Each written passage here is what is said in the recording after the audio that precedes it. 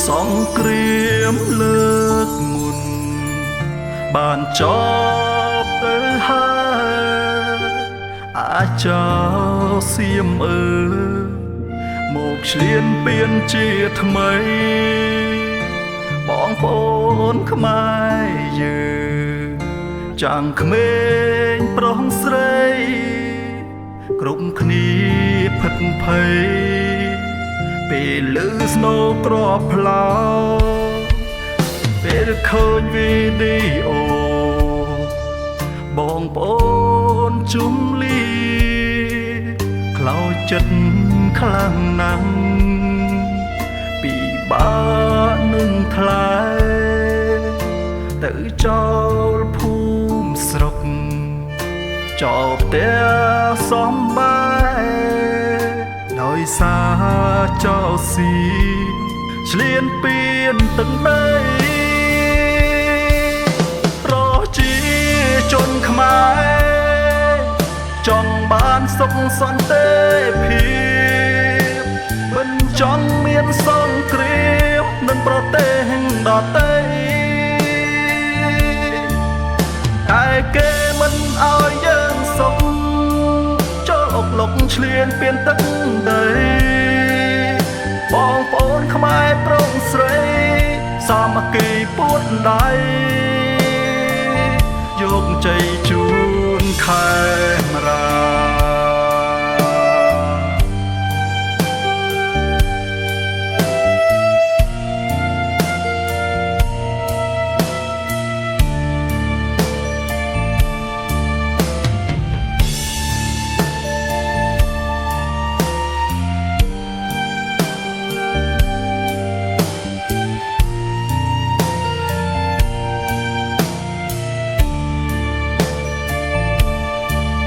ពេលឃើញវីដេអូ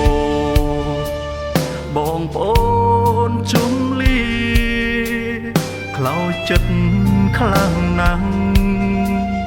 ពីបានឹងថ្លៃទៅចោលភូមិស្រុក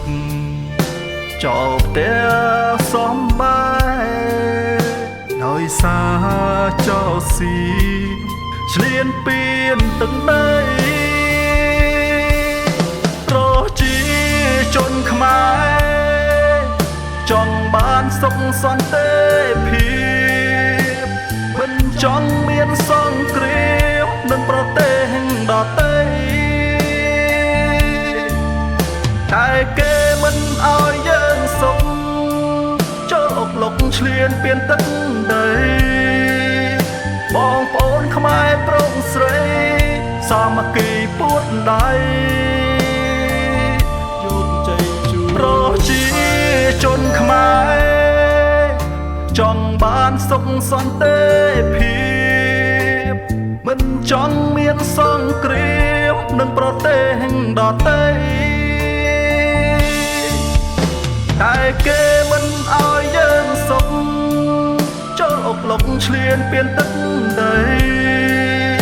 បងប្អូនខ្មែរប្រុសស្រីសាមគ្គីពួតដៃយកជ័យជូនខេមរាការនារីប្រត់ប្រាស់បែកបាក់បាត់បង់មនុស្សជាទីស្រឡាញ់គឺពិតជាឈឺចាប់ខ្លាំងមិនអាចកាត់ថ្លៃបានហើយក៏ជាសោកនាដកម្មដ៏ឃោរឃៅលើប្រជាជនខ្មែរពីយោធាសៀមដែលបានឈ្លានពានអធិបតេយ្យជាតិកម្ពុជាវាបានកត់ត្រាទុកជាប្រវត្តិសាស្ត្រដែលជនជាតិខ្មែរត្រូវចងចាំមិនអាចបំភ្លេចបាន